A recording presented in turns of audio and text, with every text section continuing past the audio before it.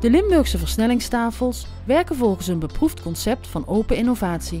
Waarom doen ondernemers mee en wat levert het nu op? Ja, het heeft ons heel veel opgeleverd. Een loket waar ondernemers met innovatieve ideeën terecht kunnen en waarbij wij hun dan weer helpen om in die wereld van die sporteconomie, een van de grootst groeiende economieën, om daar zeg maar hun business te kunnen doen. Ondernemer Cyril Dubislav pitchte het idee Personalized Prevention.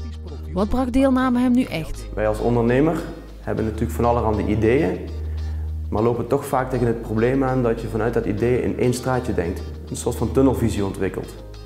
Doordat je met mensen van de versnellingstafel aan tafel zit, die allemaal uit een ander segment komen, opent dat toch deuren die je misschien zelf nooit gevonden had. Met hulp van de versnellingstafel is Supergastvrij gelanceerd. Een nieuw samenwerkingsmodel in de Limburgse leisure.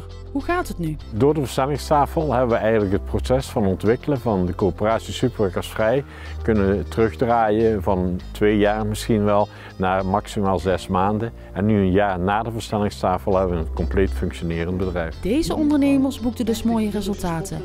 Wat brengt de nabije toekomst hen? We zijn naar de versnellingstafel gegaan met Personalized Prevention. Dat is een DNA-scan in combinatie met een aantal andere vitaliteitsscans. Die op 2 manieren te gebruiken is, aan de sportkant, maar ook aan de healthkant.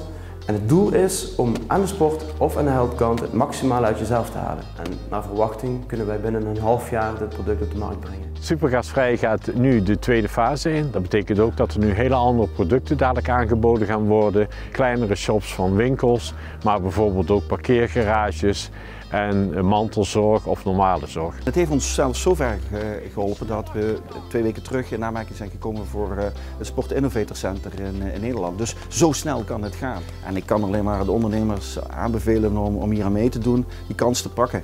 Want als je kansen pakt, dan kun je ook winnen.